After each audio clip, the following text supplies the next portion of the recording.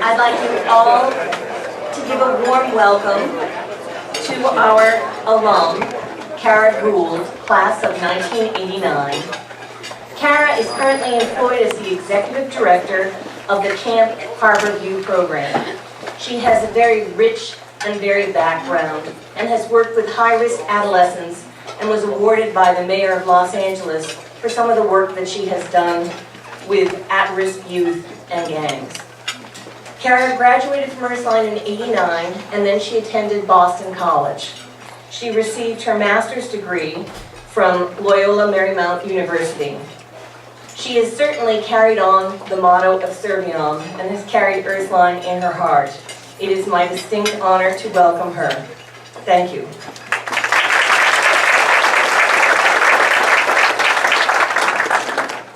Good morning. Thank you.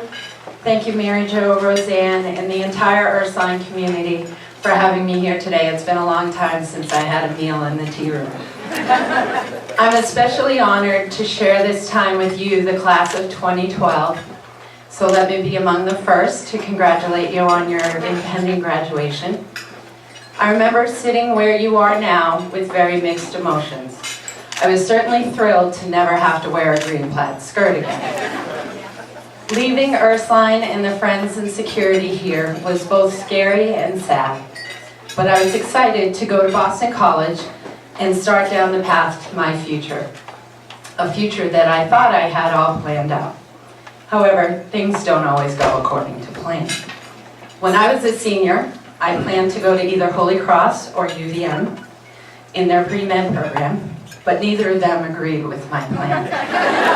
So I went to Boston College and I loved every minute of it. I planned to graduate from BC's pre-med program, go on to med school, and become a heart surgeon. But organic chemistry did not really agree with that plan. So I found myself a senior in college with no plan. But what I did have was a foundation and an education that had started here at Ursuline in the 7th grade with the word Serviam. And surprisingly, that was enough. Throughout high school and college, I did many different types of service. I did peer ministry, both here and at BC. I volunteered for a program for children with HIV and AIDS. I did a number of service retreats to a homeless shelter in Lawrence. So as graduation approached, it seemed a logical choice to join the Jesuit Volunteer Corps. This one-year program would allow me to do two things. One, live in California, and two, put off getting a real job for a year.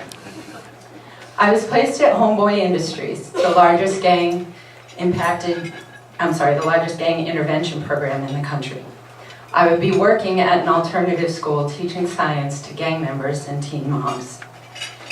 Gandhi said, the best way to find yourself is to lose yourself in the service of others. And that's exactly what happened to me. From the moment I set foot in East LA, my life was changed forever. On my first day of work, there were no students yet. We had a few days to set up our classroom, develop curriculum, and get ready. But some of the students were stopping by to welcome back the returning teachers. I was standing on a chair hanging a poster of the human body with organs and bones labeled. My back was to the door. And from behind me, I heard someone say, "You must be the new teacher." I turned around to see two gang members. The one speaking was wearing a muscle shirt that revealed a tattoo across his chest that said FUB. We are in a Catholic school, so I'll let you fill in the blanks. Then he came, I thought, what did I get myself into? But then he came over, he shook my hand, he said, "I'm Shorty, this is my friend Duck, what's your name?" I said Cara, he asked me where he's from, we talked a little bit about what it was like in Boston. And then he said, "Can I ask you a question? Where's your pelvic bone?" I couldn't imagine this was going anywhere good, but I didn't know what else to do. So I just pointed to it on the poster and said, "It's right here." To which he responded, "Oh, because I have a bullet there, and one in my knee and one in my ankle." It was in that moment that I realized I was going to learn far more than I would ever teach these kids. Homeboy Industries is run by a Jesuit priest by the name of Father Greg Boyle. Under his leadership, the staff and clients at Homeboy moved past service to the development of kinship. In his book, Tattoos on the Heart, he describes this. Soon we imagine with God this circle of compassion. Then we imagine no one standing outside that circle, moving ourselves closer to the margins so that the margins themselves will be erased. We stand there with those whose dignity has been denied. We locate ourselves with the poor and the powerless and the voiceless. At the edges, we join the easily despised and the readily left out. We stand with the demonized so that the demonizing will stop. We situate ourselves right next to the disposable so that the day will come when we stop throwing people away. Kinship is what God presses us onto, always helpful that its time has come. Part of Homeboy's mission is to have enemy gang members working together in each of our 5 businesses that we run as job training programs. Observing kinship develop in these programs was one of the greatest privileges of my job. One example occurred when we hired Danny to work at the bakery. Before he started, we walked him through and introduced him to his new coworkers. Many of them were enemies, but one in particular, Chucky, and he had a very bad personal history. We asked them, "Are you going to be able to work together?" And their response was one we had heard many times. "I'll work with him, but I'm not going to talk to him." Of course, over time, they start to talk. "Pass me that tray, can you grab the bread from the oven?" And then they begin to discover common interests. Danny and Chucky shared a love of Spanish music, particularly ballads. They would blare it in the bakery and sing along at the top of their lungs. One night, they had some downtime while the bread was cooking. The music was playing, and the two of them started dancing arm in arm like a couple to a waltz. They happened to be in front of the doorway, and 2 girls passing by saw this and started laughing. When Danny realized he had an audience, he said, "What? We like each other." 2 enemy gang members dancing cheek to cheek. Now, if that's not kinship, I'm not sure what is.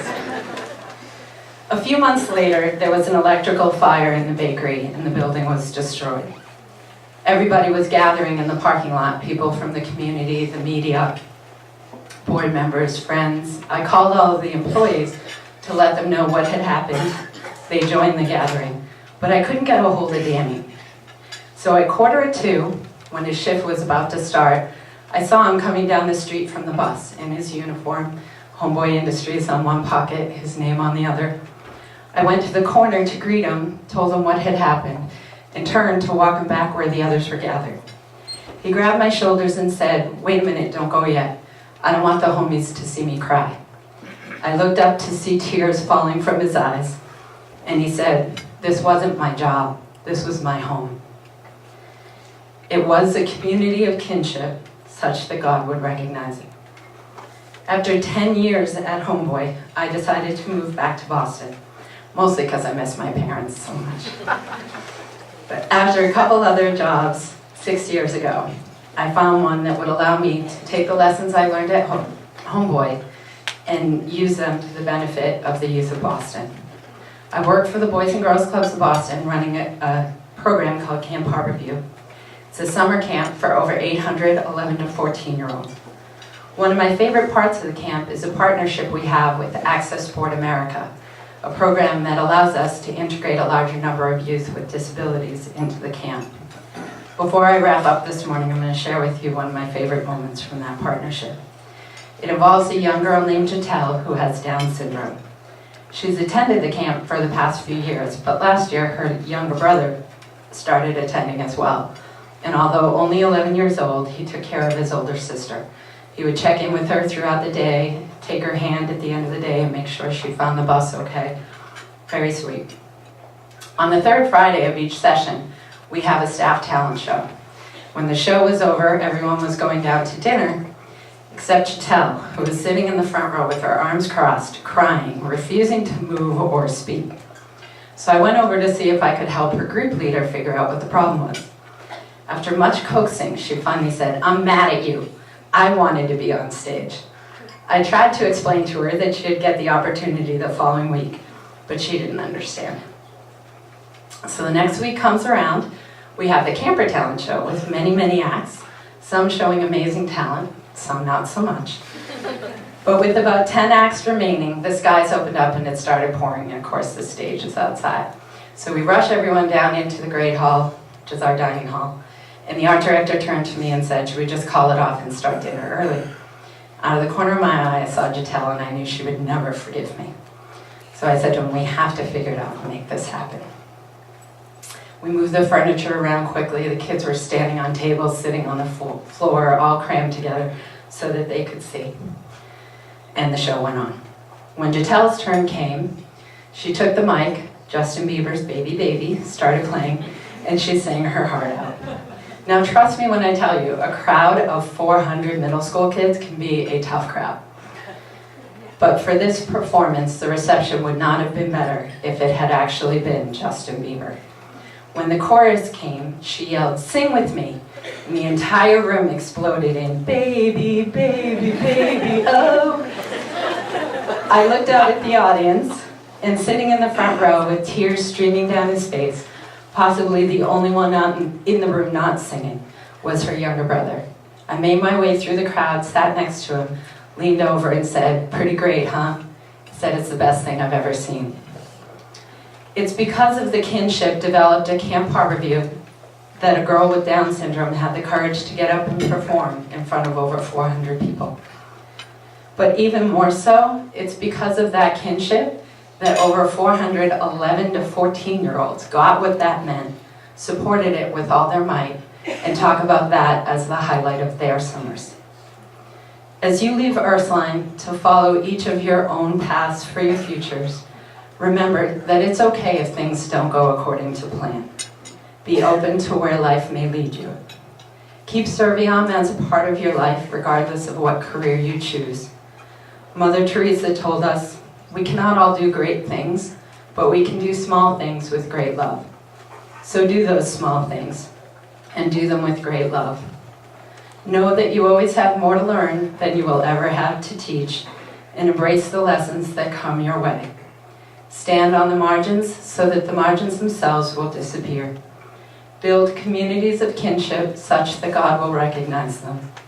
And in the words of Confucius, wherever you go, go with all your heart. Thank you and good luck to each of you.